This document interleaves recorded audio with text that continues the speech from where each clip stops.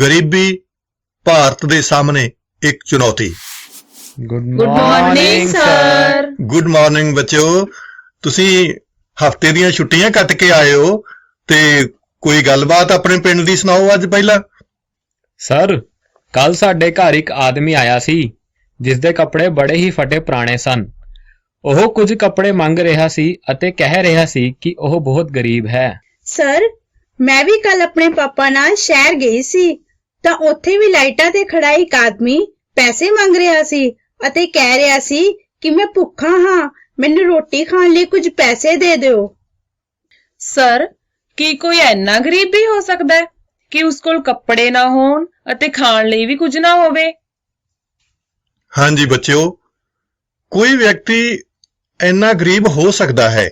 Sir, Gagan ਨੇ ਕਿਹਾ ਕਿ ਪਿੰਡ ਵਿੱਚ ਅਤੇ ਜਸਮੀਨ ਨੇ ਕਿਹਾ ਕਿ ਉਸਨੇ ਸ਼ਹਿਰ ਵਿੱਚ ਗਰੀਬ ਆਦਮੀ ਵੇਖਿਆ ਹੈ। ਅਸਲ ਵਿੱਚ ਇਹ ਗਰੀਬ ਲੋਕ ਰਹਿੰਦੇ ਕਿੱਥੇ ਨੇ? ਚਲੋ ਬੱਚਿਓ, ਅੱਜ ਮੈਂ ਤੁਹਾਨੂੰ ਗਰੀਬੀ ਦੀ ਸਮੱਸਿਆ ਬਾਰੇ ਜਾਣਕਾਰੀ ਦਿੰਦਾ ਹਾਂ। ਬੱਚਿਓ, ਸੰਸਾਰ ਦੀ ਕੁੱਲ ਗਰੀਬ ਜਨਸੰਖਿਆ ਦੇ 5ਵੇਂ ਹਿੱਸੇ ਤੋਂ ਜ਼ਿਆਦਾ ਗਰੀਬ ਲੋਕ ਭਾਰਤ ਵਿੱਚ ਹੀ ਰਹਿੰਦੇ ਹਨ। ਸਾਲ 2011-12 ਦੇ ਸਰਵੇਖਣ ਅਨੁਸਾਰ ਭਾਰਤ ਵਿੱਚ ਲਗਭਗ 27 ਕਰੋੜ ਲੋਕ ਗਰੀਬੀ ਵਿੱਚ ਜਿਉਂਦੇ ਹਨ। ਇਸ ਲਈ ਗਰੀਬੀ ਸਾਡੇ ਦੇਸ਼ ਦੇ ਸਾਹਮਣੇ ਇੱਕ ਵੱਡੀ ਚੁਣੌਤੀ ਹੈ। ਗਰੀਬੀ ਉਹ ਸਥਿਤੀ ਹੈ ਜਿਸ ਵਿੱਚ ਲੋਕ ਆਪਣੀ ਜ਼ਿੰਦਗੀ ਦੀਆਂ ਘੱਟੋ-ਘੱਟ ਮੁੱਢਲੀਆਂ ਲੋੜਾਂ ਜਿਵੇਂ ਕਿ ਰੋਟੀ, ਕੱਪੜਾ, ਮਕਾਨ, ਸਿੱਖਿਆ ਅਤੇ ਸਿਹਤ ਸੁਵਿਧਾਵਾਂ ਆਦਿ ਪ੍ਰਾਪਤ ਕਰਨ ਤੋਂ ਅਸਮਰੱਥ ਹੁੰਦੇ ਹਨ। ਹਰਮਨ ਬੇਟਾ, ਤੁਸੀਂ ਪੁੱਛ ਰਹੇ ਸੀ ਨਾ ਕਿ ਗਰੀਬੀ ਸ਼ਹਿਰਾਂ ਵਿੱਚ ਪਾਈ ਜਾਂਦੀ ਹੈ ਜਾਂ ਪਿੰਡਾਂ ਵਿੱਚ? ਬੱਚਿਓ, ਅਸਲ ਵਿੱਚ ਗਰੀਬੀ ਪਿੰਡਾਂ ਅਤੇ ਸ਼ਹਿਰਾਂ ਦੋਵਾਂ ਥਾਵਾਂ ਤੇ ਪਾਈ ਜਾਂਦੀ ਹੈ। ਪਿੰਡਾਂ ਵਿੱਚ ਭੂਮੀਹੀਨ, ਮਜ਼ਦੂਰ ਅਤੇ ਬਹੁਤ ਛੋਟੇ ਕਿੱਤੇ ਕਰਨ ਵਾਲੇ ਲੋਕ ਗਰੀਬ ਮੰਨੇ ਜਾਂਦੇ ਹਨ ਅਤੇ ਸ਼ਹਿਰਾਂ ਵਿੱਚ ਸੜਕਾਂ ਦੀ ਮੁਰੰਮਤ ਕਰਨ ਵਾਲੇ ਦਿਹਾੜੀਦਾਰ, ਝੁੱਗੀਆਂ ਝੌਂਪੜੀਆਂ ਵਿੱਚ ਰਹਿੰਦੇ ਲੋਕ ਅਤੇ ਭਿਖਾਰੀ ਸ਼ਹਿਰੀ ਗਰੀਬੀ ਨੂੰ ਦਰਸਾਉਂਦੇ ਹਨ। ਸਰ, ਇਹ ਕਿਵੇਂ ਪਤਾ ਲੱਗਦਾ ਹੈ ਕਿ ਕੋਈ ਦੇਸ਼ ਕਿਸੇ ਦੂਜੇ ਦੇਸ਼ ਤੋਂ ਗਰੀਬ ਹੈ ਜਾਂ ਅਮੀਰ? ਬੱਚਿਓ, ਗਰੀਬੀ ਨੂੰ ਮਾਪਣ ਲਈ 2 ਮਾਪਦੰਡ ਨਿਰਧਾਰਿਤ ਕੀਤੇ ਗਏ ਹਨ। ਆਓ ਇਹਨਾਂ ਬਾਰੇ ਜਾਣੀਏ।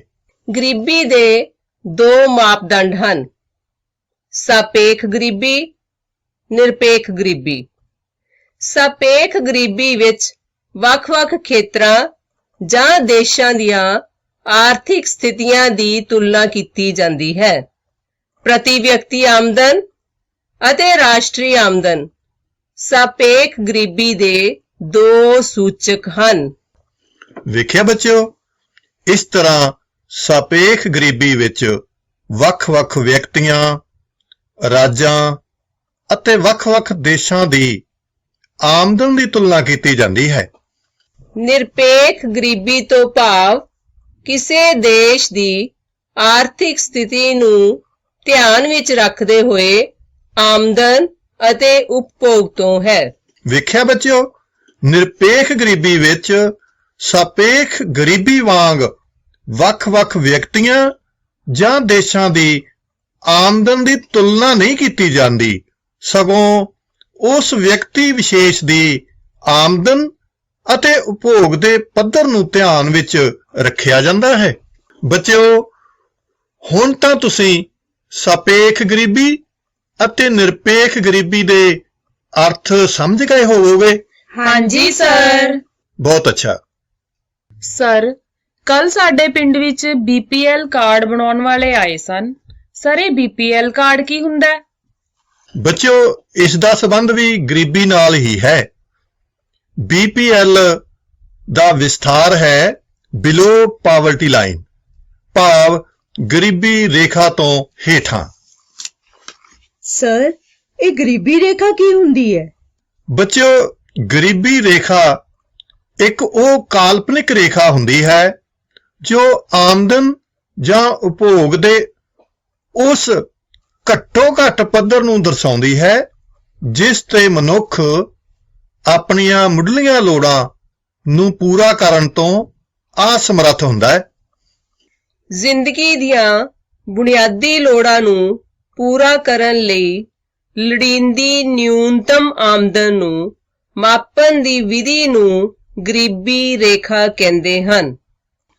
ਸਾਲ 2011-12 ਦੇ ਅੰਕੜਿਆਂ ਦੇ ਆਧਾਰ ਤੇ ਪਿੰਡਾਂ ਦੇ ਉਹ ਲੋਕ ਗਰੀਬ ਹਨ ਜਿਨ੍ਹਾਂ ਦਾ ਉਪਭੋਗ ਖਰਚਾ ਪ੍ਰਤੀ ਵਿਅਕਤੀ ਪ੍ਰਤੀ ਮਹੀਨਾ 816 ਰੁਪਏ ਤੋਂ ਘੱਟ ਹੈ ਅਤੇ ਸ਼ਹਿਰਾਂ ਵਿੱਚ ਉਹ ਗਰੀਬ ਹਨ ਜਿਨ੍ਹਾਂ ਦਾ ਉਪਭੋਗ ਖਰਚਾ ਪ੍ਰਤੀ ਵਿਅਕਤੀ ਪ੍ਰਤੀ ਮਹੀਨਾ 1000 ਰੁਪਏ ਤੋਂ ਘੱਟ ਹੈ।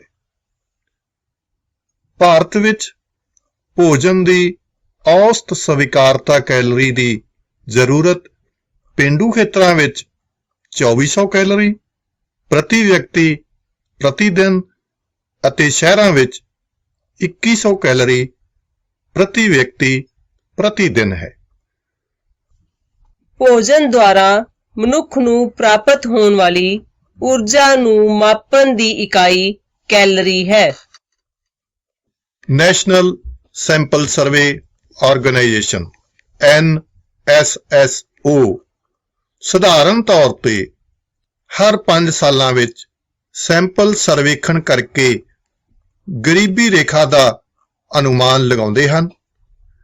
NSSO ਦੇ ਵਰਤਮਾਨ ਅਨੁਮਾਨ ਇਹ ਦਰਸਾਉਂਦੇ ਹਨ ਕਿ ਭਾਰਤ ਵਿੱਚ ਕੁੱਲ ਜਨਸੰਖਿਆ ਦਾ 22% ਹਿੱਸਾ ਗਰੀਬੀ ਰੇਖਾ ਤੋਂ ਥੱਲੇ ਰਹਿੰਦਾ ਹੈ। ਸਰ, ਪਿੰਡਾਂ ਵਿੱਚ ਪ੍ਰਤੀ ਵਿਅਕਤੀ ਉਪਭੋਗ ਖਰਚ ਘੱਟ ਅਤੇ ਸ਼ਹਿਰਾਂ ਵਿੱਚ ਵੱਧ ਹੈ, ਜਦੋਂ ਕਿ ਪ੍ਰਤੀ ਵਿਅਕਤੀ ਕੈਲੋਰੀ ਦੀ ਮਾਤਰਾ ਪਿੰਡਾਂ ਵਿੱਚ ਵੱਧ ਅਤੇ ਸ਼ਹਿਰਾਂ ਵਿੱਚ ਘੱਟ। ਇਹ ਕਿਉਂ? ਜਸਮੀਨ ਬੇਟਾ, ਤੂੰ ਬਹੁਤ ਵਧੀਆ ਪ੍ਰਸ਼ਨ ਪੁੱਛਿਆ ਹੈ। ਸ਼ਹਿਰਾਂ ਵਿੱਚ ਉਪਭੋਗ ਖਰਚ ਵੱਧ ਇਸ ਲਈ ਹੈ ਕਿਉਂਕਿ ਸ਼ਹਿਰਾਂ ਵਿੱਚ ਜ਼ਰੂਰੀ ਵਸਤਾਂ ਅਤੇ ਸੇਵਾਵਾਂ ਦੀ ਕੀਮਤ ਪਿੰਡਾਂ ਦੇ ਮੁਕਾਬਲੇ ਵੱਧ ਹੁੰਦੀ ਹੈ ਅਤੇ ਇਸੇ ਤਰ੍ਹਾਂ ਪਿੰਡਾਂ ਵਿੱਚ ਪ੍ਰਤੀ ਵਿਅਕਤੀ ਕੈਲੋਰੀ ਦੀ ਮਾਤਰਾ ਇਸ ਲਈ ਵੱਧ ਹੁੰਦੀ ਹੈ ਕਿਉਂਕਿ ਪਿੰਡਾਂ ਦੇ ਲੋਕਾਂ ਨੂੰ ਸ਼ਹਿਰਾਂ ਦੇ ਲੋਕਾਂ ਦੇ ਮੁਕਾਬਲੇ ਭਾਰੀ ਸਰੀਰਕ ਕੰਮ ਕਰਨੇ ਪੈਂਦੇ ਹਨ। ਬੱਚਿਓ, ਇੱਕ ਗੱਲ ਹੋਰ ਤੁਹਾਨੂੰ ਦੱਸਾਂ ਕਿ ਗਰੀਬੀ ਰੇਖਾ ਸਮੇਂ ਅਤੇ ਸਥਾਨ ਦੇ ਨਾਲ ਬਦਲਦੀ ਰਹਿੰਦੀ ਹੈ। ਜਿਸ ਤਰ੍ਹਾਂ ਅਮਰੀਕਾ ਵਿੱਚ ਜੇਕਰ ਮਨੁੱਖ ਕੋਲ ਕਾਰ ਨਹੀਂ ਹੈ ਤਾਂ ਉਹ ਗਰੀਬ ਮੰਨਿਆ ਜਾਂਦਾ ਹੈ, ਪਰੰਤੂ ਭਾਰਤ ਵਿੱਚ ਅਜੇ ਵੀ ਕਾਰ ਸੁੱਖ ਸੁਵਿਧਾ ਦਾ ਸਾਧਨ ਹੈ। ਸਰ, ਕੀ ਸਿਰਫ ਕਾਰਾਂ ਤੋਂ ਹੀ ਪਤਾ ਲੱਗਦਾ ਹੈ ਕਿ ਕੋਈ ਦੇਸ਼ ਅਮੀਰ ਹੈ ਜਾਂ ਗਰੀਬ? ਨਹੀਂ ਬੇਟਾ, ਗਰੀਬੀ ਨੂੰ ਮਾਪਣ ਦੇ ਹੋਰ ਵੀ ਕਈ ਸੂਚਕ ਹਨ। ਸਧਾਰਨ ਤੌਰ ਤੇ ਗਰੀਬੀ ਨੂੰ 2 ਮਾਪਦੰਡਾਂ ਆਮਦਨ ਅਤੇ ਉਪਭੋਗ ਦੇ ਪੱਧਰ ਅਨੁਸਾਰ ਮਾਪਿਆ ਜਾਂਦਾ ਹੈ। ਇਸ ਨੂੰ ਮਾਪਣ ਦੇ ਕਈ ਸਮਾਜਿਕ ਮਾਪਦੰਡ ਵੀ ਹਨ, ਜਿਵੇਂ ਅਨਪੜ੍ਹਤਾ, ਕੁਪੋਸ਼ਣ, ਸਿਹਤ ਸੇਵਾਵਾਂ ਦੀ ਕਮੀ, ਰੁਜ਼ਗਾਰ ਦੇ ਅਵਸਰਾਂ ਦੀ ਕਮੀ ਅਤੇ ਪੀਣ ਵਾਲੇ ਸਾਫ਼ ਪਾਣੀ ਦੀ ਕਮੀ। ਸਰ, ਭਾਰਤ ਵਿੱਚ ਗਰੀਬੀ ਘਟ ਰਹੀ ਹੈ ਜਾਂ ਵੱਧ ਰਹੀ ਹੈ? ਹਾਂ ਜੀ ਬੇਟਾ, ਇਸ ਸੰਬੰਧੀ ਵੱਖ-ਵੱਖ ਪੱਧਰਾਂ ਤੇ ਅਨੁਮਾਨ ਲਗਾਏ ਜਾਂਦੇ ਹਨ। ਚਲੋ ਮੈਂ ਤੁਹਾਨੂੰ ਦੱਸਦਾ ਹਾਂ। ਇੱਕ ਸਾਰਣੀ ਰਾਹੀਂ ਵੀ ਪੇਂਡੂ ਅਤੇ ਸ਼ਹਿਰੀ ਗਰੀਬੀ ਦਾ ਅਨੁਮਾਨ ਸਪਸ਼ਟ ਕੀਤਾ ਗਿਆ ਹੈ। ਇਸ ਸਾਰਣੀ ਅਨੁਸਾਰ ਸਾਲ 1993-94 ਵਿੱਚ ਭਾਰਤ ਦੀ ਕੁੱਲ ਗਰੀਬ ਜਨਸੰਖਿਆ ਦਾ 50.1% ਗਰੀਬ ਲੋਕ ਪੇਂਡੂ ਅਤੇ ਲਗਭਗ 31.8% ਗਰੀਬ ਲੋਕ ਸ਼ਹਿਰੀ ਸਨ। ਇਸੇ ਤਰ੍ਹਾਂ ਹੀ ਸਾਲ 2004-5 ਵਿੱਚ ਪਿੰਡਾਂ ਵਿੱਚ ਗਰੀਬੀ ਦਾ ਅਨੁਪਾਤ 50.1% ਤੋਂ ਘਟ ਕੇ 41.8% ਅਤੇ ਸ਼ਹਿਰਾਂ ਵਿੱਚ 31.8% ਤੋਂ ਘਟ ਕੇ 25.7% ਹੋ ਗਿਆ ਸੀ। ਇਸੇ ਤਰ੍ਹਾਂ ਸਾਲ 2011-12 ਦੇ ਅੰਕੜਿਆਂ ਅਨੁਸਾਰ ਪਿੰਡਾਂ ਵਿੱਚ ਗਰੀਬੀ ਦਾ ਅਨੁਪਾਤ 41.8% ਤੋਂ ਘਟ ਕੇ 25.7% ਅਤੇ ਸ਼ਹਿਰਾਂ ਵਿੱਚ ਇਹੀ ਅਨੁਪਾਤ 25.7% ਤੋਂ ਘਟ ਕੇ 13.7% ਰਹਿ ਗਿਆ ਹੈ। ਜੇਕਰ ਕੁੱਲ ਗਰੀਬੀ ਅਨੁਪਾਤ ਤੇ ਝਾਤ ਮਾਰੀਏ ਤਾਂ ਸਾਲ 1993-94 ਵਿੱਚ ਕੁੱਲ ਜਨਸੰਖਿਆ ਵਿੱਚ ਗਰੀਬੀ ਦਾ ਅਨੁਪਾਤ 44.3% ਸੀ, ਜੋ ਕਿ ਸਾਲ 2004-05 ਵਿੱਚ 44.3% ਤੋਂ ਘਟ ਕੇ 37.2% ਹੋ ਗਿਆ।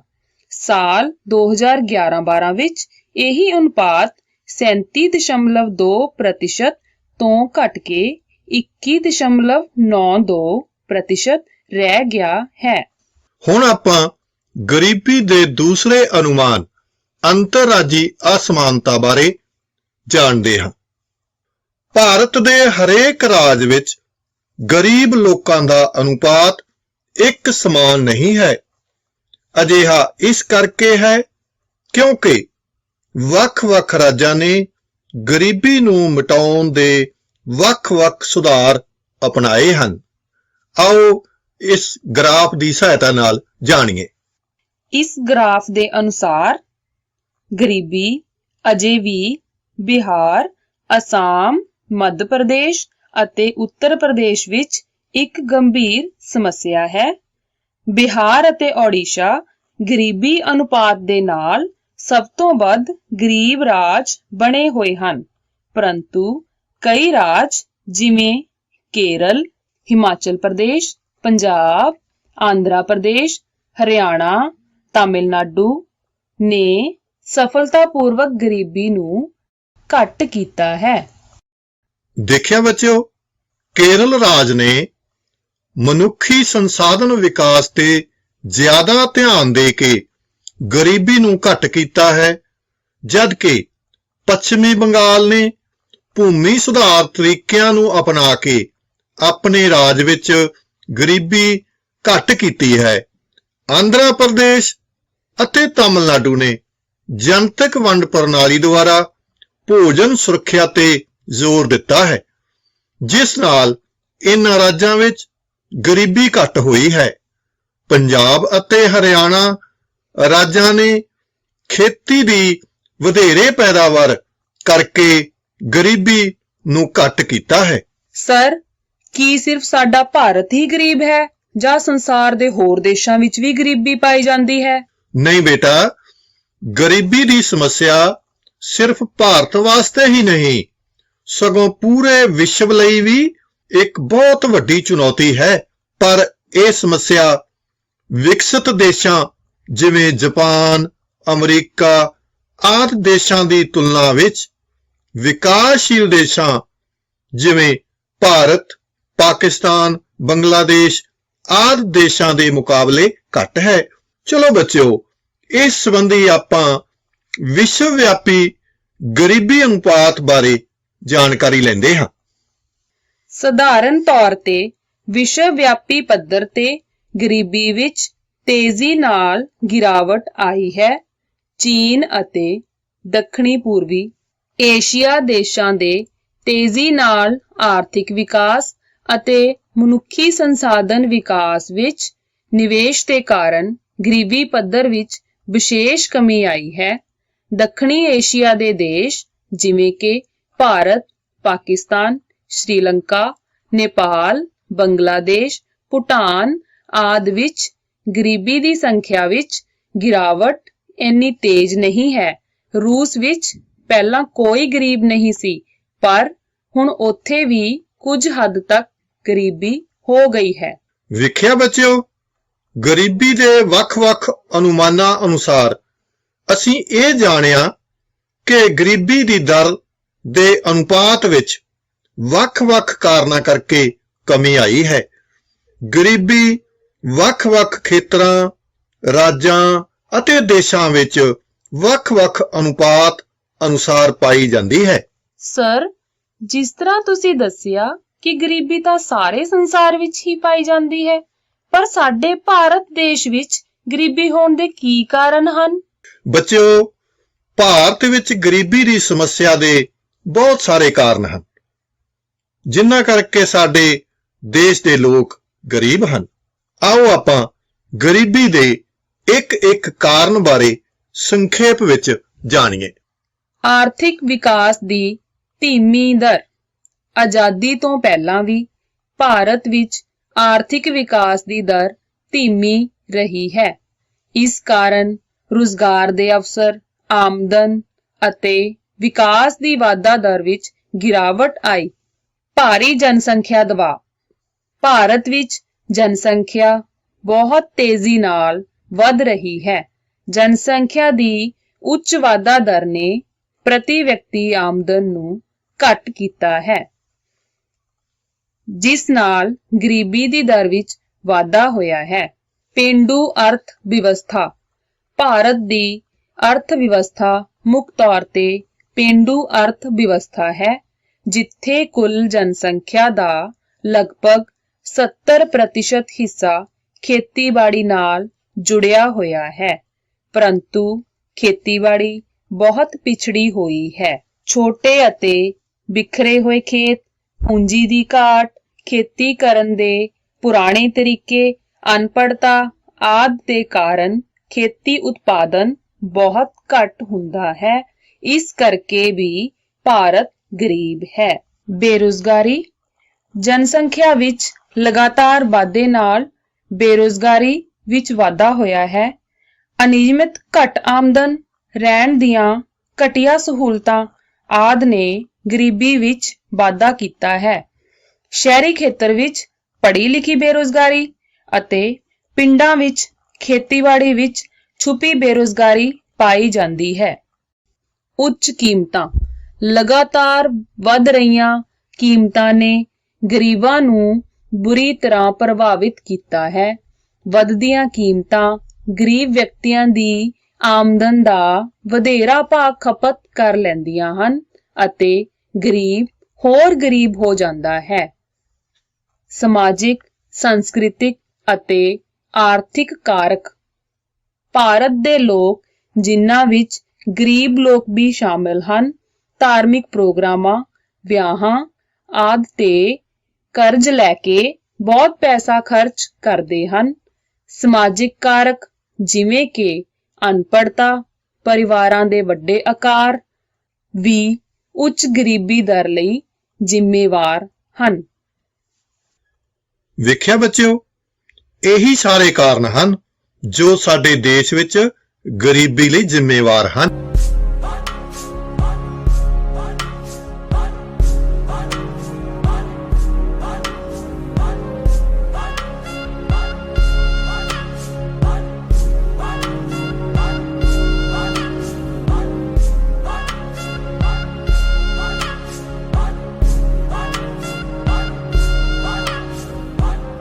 ये जो देश है तेरा, स्वदेश है तेरा, तुझे है पुकारा।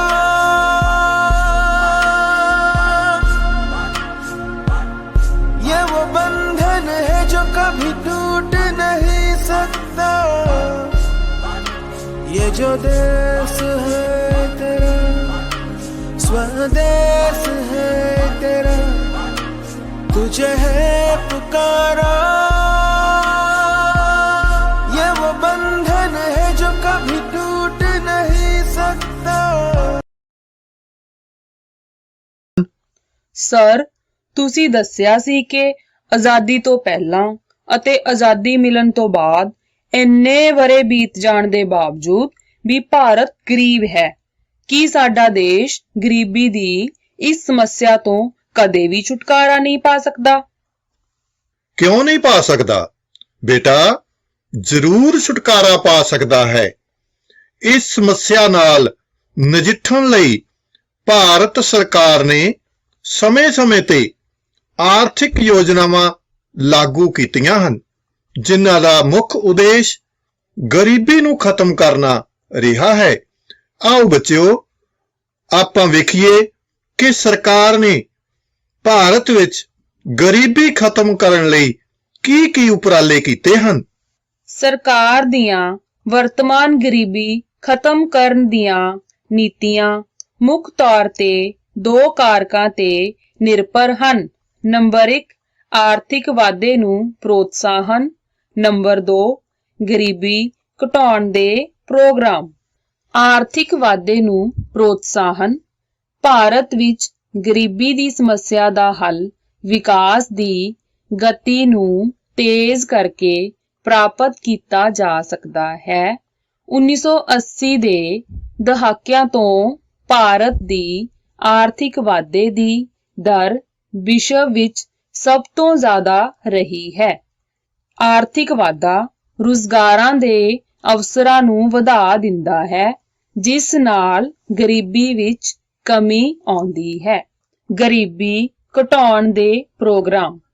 ਗਰੀਬ ਲੋਕਾਂ ਨੂੰ ਕਈ ਵਾਰ ਦੇਸ਼ ਦੇ ਆਰਥਿਕ ਵਿਕਾਸ ਦਾ ਸਿੱਧਾ ਲਾਭ ਪ੍ਰਾਪਤ ਨਹੀਂ ਹੁੰਦਾ, ਇਸ ਲਈ ਗਰੀਬੀ ਹਟਾਓ ਪ੍ਰੋਗਰਾਮਾਂ ਦੀ ਲੋੜ ਹੁੰਦੀ ਹੈ। ਇਹਨਾਂ ਵਿੱਚੋਂ ਕੁਝ ਪ੍ਰੋਗਰਾਮ ਇਹ ਹਨ। 5ਵੀਂ 5 ਸਾਲਾ ਯੋਜਨਾ ਦੇ ਦੌਰਾਨ ਗਰੀਬਾਂ ਦੇ ਰਹਿਣ-ਸਹਿਣ ਦੇ ਪੱਧਰ ਨੂੰ ਉੱਚਾ ਚੁੱਕਣ ਲਈ ਘੱਟ ਤੋਂ ਘੱਟ ਜ਼ਰੂਰਤ ਪ੍ਰੋਗਰਾਮ ਚਲਾਇਆ ਗਿਆ। ਇਸ ਪ੍ਰੋਗਰਾਮ ਅਧੀਨ ਪ੍ਰਾਇਮਰੀ ਸਿੱਖਿਆ, ਕਿਸ਼ੋਰ ਸਿੱਖਿਆ, ਪੇਂਡੂ ਸਿਹਤ, ਪੇਂਡੂ ਜਲ ਸਪਲਾਈ, ਪੇਂਡੂ ਸੜਕਾਂ, ਪੇਂਡੂ ਬਿਜਲੀਕਰਨ, ਸ਼ਹਿਰਾਂ ਵਿੱਚ ਬਣੀਆਂ ਗੰਦੀਆਂ ਬਸਤੀਆਂ ਵਿੱਚ ਸੁਧਾਰ ਆਦਿ ਸ਼ਾਮਲ ਹਨ।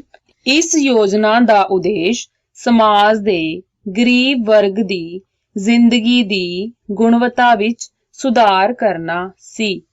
Mahatma Gandhi National Rural Employment Guarantee Act 2005।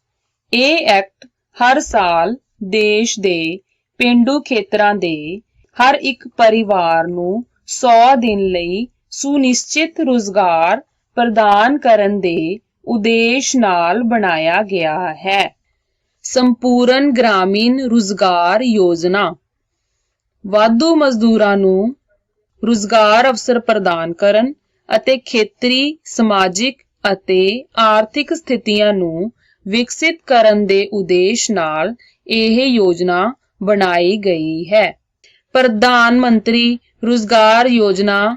ਇਹ ਯੋਜਨਾ 1993 ਵਿੱਚ ਸ਼ੁਰੂ ਕੀਤੀ ਗਈ ਸੀ। ਇਸ ਦਾ ਮੁੱਖ ਉਦੇਸ਼ ਪੇਂਡੂ ਖੇਤਰਾਂ ਅਤੇ ਛੋਟੇ ਸ਼ਹਿਰਾਂ ਵਿੱਚ ਪੜ੍ਹੇ ਲਿਖੇ ਬੇਰੁਜ਼ਗਾਰ ਨੌਜਵਾਨਾਂ ਲਈ ਰੁਜ਼ਗਾਰ ਦੇ ਅਵਸਰ ਪ੍ਰਦਾਨ ਕਰਨਾ ਸੀ। ਪ੍ਰਧਾਨ ਮੰਤਰੀ ਗ੍ਰਾਮ ਉਦੈ ਯੋਜਨਾ। ਇਹ ਯੋਜਨਾ ਸਾਲ 2000 ਵਿੱਚ ਲਾਗੂ ਕੀਤੀ ਗਈ। ਇਸ ਯੋਜਨਾ ਦਾ ਉਦੇਸ਼ ਪੇਂਡੂ ਖੇਤਰ ਦੀਆਂ ਸੜਕਾਂ, ਘਰ, ਪੀਣ ਦੇ ਪਾਣੀ, ਪ੍ਰਾਇਮਰੀ ਸਿੱਖਿਆ ਅਤੇ ਸਿਹਤ ਨੂੰ ਵਾਧੂ ਕੇਂਦਰੀ ਸਹਾਇਤਾ ਲੈ ਕੇ ਸੁਧਾਰਨਾ ਹੈ। ਅੰਤੋਦਿਆ ਅੰਨ ਯੋਜਨਾ। ਇਹ ਯੋਜਨਾ ਸਾਲ 2000 ਵਿੱਚ ਸ਼ੁਰੂ ਕੀਤੀ ਗਈ ਸੀ। ਇਸ ਯੋਜਨਾ ਅਧੀਨ ਗਰੀਬ ਪਰਿਵਾਰਾਂ ਦੀ ਪਛਾਣ ਕੀਤੀ ਜਾਂਦੀ ਸੀ, ਜਿਨ੍ਹਾਂ ਨੂੰ 25 ਕਿਲੋ ਅੰਨ ਬਹੁਤ ਹੀ ਘੱਟ ਕੀਮਤ ਤੇ, ਜਿਵੇਂ ਕਿ 2 ਰੁਪਏ ਪ੍ਰਤੀ ਕਿਲੋ ਕਣਕ ਅਤੇ 3 ਰੁਪਏ ਪ੍ਰਤੀ ਕਿਲੋ ਚਾਵਲ ਦਿੱਤਾ ਜਾਂਦਾ ਹੈ। ਵੇਖਿਆ ਬੱਚਿਓ, ਗਰੀਬੀ ਭਾਰਤ ਦੇ ਸਾਹਮਣੇ ਇੱਕ ਬਹੁਤ ਵੱਡੀ ਚੁਣੌਤੀ ਹੈ, ਪਰੰਤੂ ਸਰਕਾਰ ਅਤੇ ਦੇਸ਼ ਦੇ ਲੋਕਾਂ ਦੇ ਸੁਹਿਰਦ ਯਤਨ ਗਰੀਬੀ ਨੂੰ ਖਤਮ ਕਰਨ ਲਈ ਸਹਾਈ ਹੋ ਸਕਦੇ ਹਨ। ਹਾਂਜੀ ਬੱਚਿਓ, ਸਮਝ ਆ ਗਈ ਨਾ ਤੁਹਾਨੂੰ? ਹਾਂਜੀ ਸਰ। ਗੁੱਡ।